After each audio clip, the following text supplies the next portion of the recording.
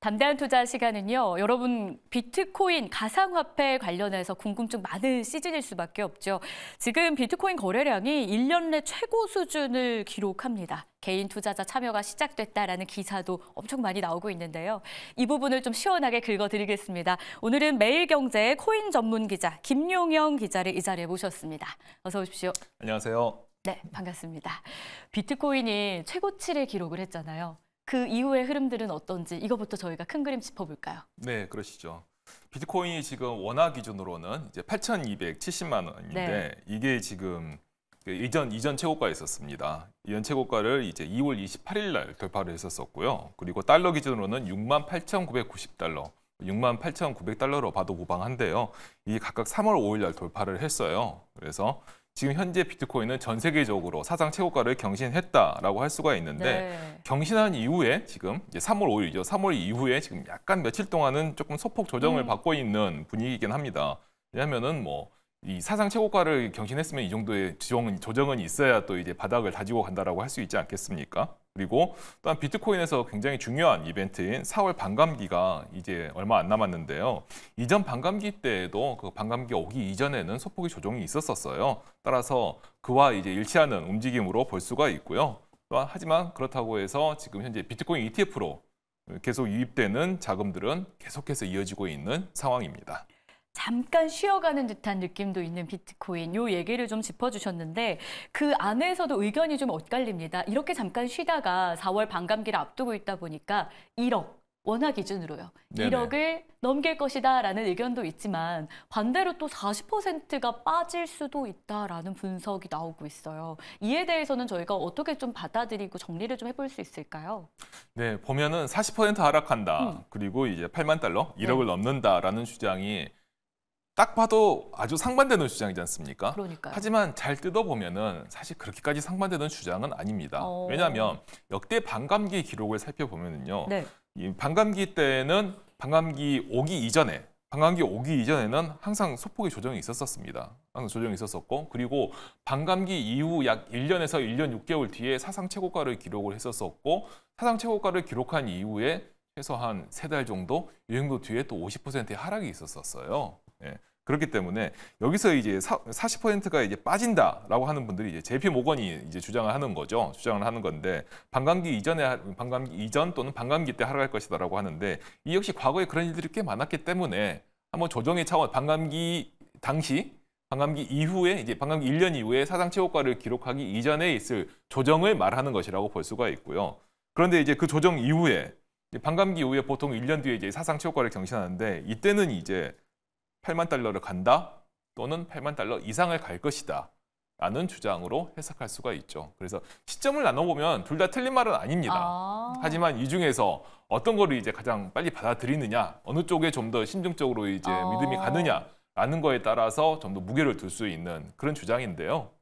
저는 뭐 둘 다 어느 정도 일리는 있다고 생각을 합니다. 그 배경으로 지금 시기를 짚어주셨던 거잖아요. 맞습니다. 반감기 이후에 주가 상승률이 또 굉장했었던 과거의 네네. 이력들. 그러니까 시점, 우리가 언제 들어가는지 이 비중, 이런 것들이 또 이 내용과 맞물려서 좀 해석이 되지 않을까라는 생각이 드는데 여기서 또 한 가지 체크해야 될 게 비트코인이 조정받는 기간에도 ETF가 또 꾸준히 상승을 하고 있어서 이쪽으로의 수급 쏠림이 굉장하다라는 말이 있더라고요. 여기서 저희가 좀 의미 부여를 해도 될까요? ETF 효과 지속될 것으로 보시는지요? ETF가 사실 이전 반감기와 지금 반감기의 가장 큰 차이입니다. 네. 이전에 있었던 3번의 반감기, 지금 4월에 예정된 반감기는 이제 4번째인데요. 이전에 있었던 3번의 반감기는 ETF가 있을 리가 만무했었고 또한 따라서 ETF를 통한 기관 자금의 유입이 있을 리가 없었죠. 그 이전의 코인 시장은 이른바 다들 얘기하는 개인 투자자들의 집합소, 리테일 시장이 전부였었던, 따라서 변동성이 굉장히 높았던 시장이라고 볼 수가 있고요. 그렇기 때문에 이전 반감기 때 가격 추이를 보시면은 전부 다 U자형을 그리고 있었어요.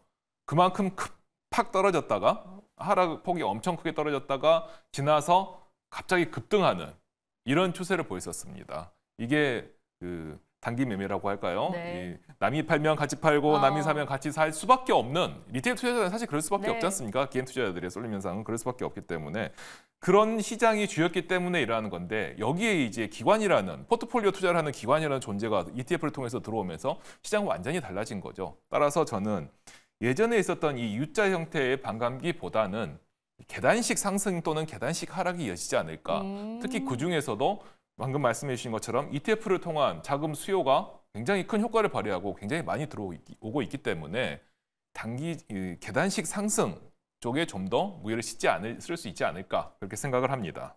그러면 반감기 하고 있는데 그 정확한 시기는 언제로 저희가 알면 되는 건지, 그리고 반감기 이후에 앞서서도 많이 올랐던 과거의 이력을 또 설명해 주셨잖아요. 네. 앞으로에 대한 전망까지 좀 전해 주시죠. 네, 반감기는 사실 이 비트코인에서 비트코인 처음 만들 때 알고리즘상으로 정해놓은 것입니다. 알고리즘으로요? 맞습니다.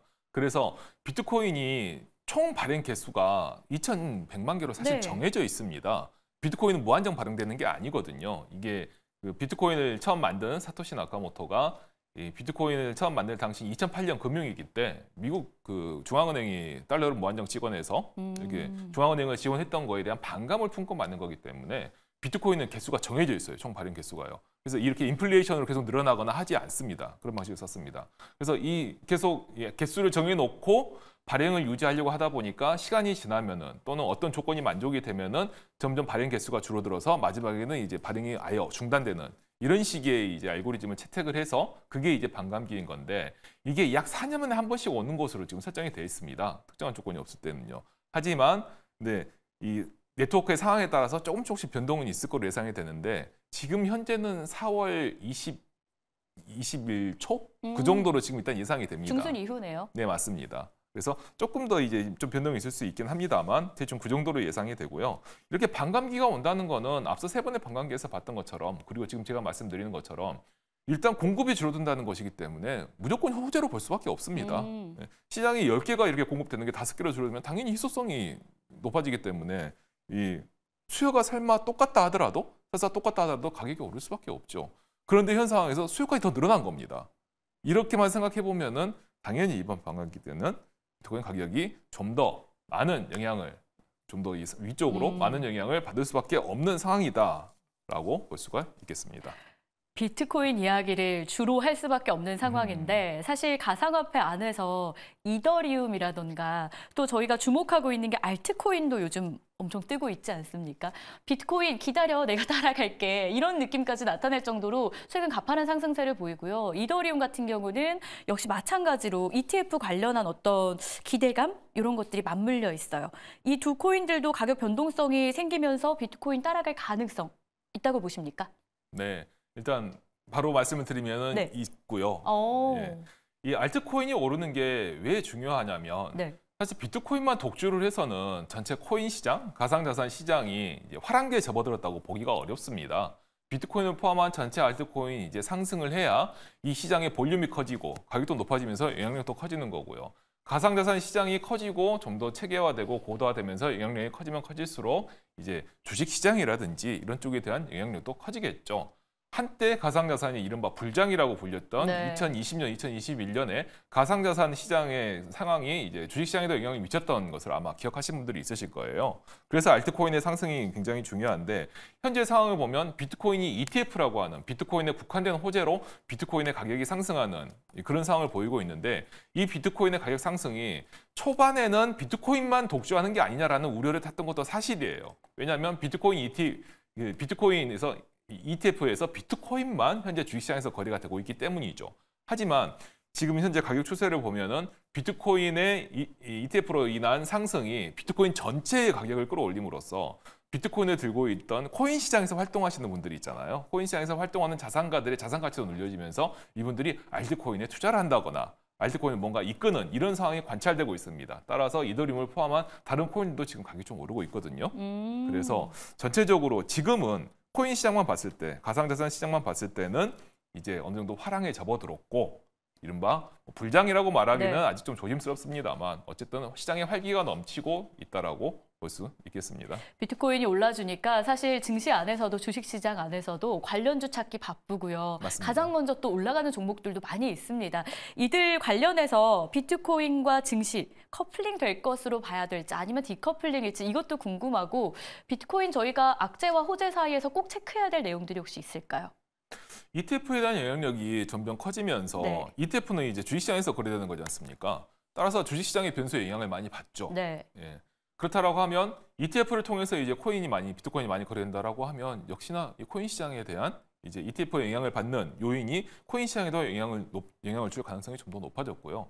실제로 ETF로 이제 비트코인 ETF가 거래되는 약 50일 동안에 관찰을 해보면 거시경제 변수들 있지 않습니까? CPI라든지 아니면 뭐 금리 인하라든지 이런 부분에 대한 소식들이 비트코인 시장에 영향을 예전보다 주는 것으로 확인이 되고 있습니다. 따라서 어찌 보면은 예전보다는 커플링이 좀 더 강해질 가능성이 좀 더 높다라고 할 수도 있겠고요. 또한 앞서 말씀드린 것처럼 가상자산 화랑에 따른 증시의 영향도 분명히 좀 있을 건데요. 여기에서는 이제 국내 증시에서는 이제 거래소 주식들만 많이 보고 있는데 게임 쪽도 조금 볼 수 있을 것 같고 하지만 꼭 주의해야 될 게 하나 있습니다. 가상자산 시장에서 꼭 말씀드리는 거는 이전에 가상자산의 상승세를 꺾었던 거는 해킹 내지는 규제였는데요. 규제 이슈는 ETF로 좀 완화됐긴 했었습니다만 역시나 해킹은 항상 가상자산의 상승세를 꺾어왔습니다. 해킹에 대한 일에 대해서는 무조건 소식을 좀 주의하셔야 할 필요가 있겠습니다. 알겠습니다. 비트코인이 정말 핫한 상황에서 저희가 주의해야 될 점 그리고 기억해야 될 부분 증시와의 연관성까지 점검했습니다. 도움되셨길 바라면서 김용현 기자와 여기서 마무리하도록 할게요. 고맙습니다. 감사합니다. 저희가 준비한 소식은 여기까지입니다. 오늘 금요일 마무리 잘 하셨으면 좋겠는데요. 남은 시간도 매일경제TV와 함께해 주시고요. 코스피 지수가 다시 한번 1% 위의 상승으로 전환을 했습니다. 여러분의 계좌도 빨간불 되시길 바랄게요. 다음 주 이 시간에 다시 찾아오겠습니다. 시청해 주셔서 고맙습니다.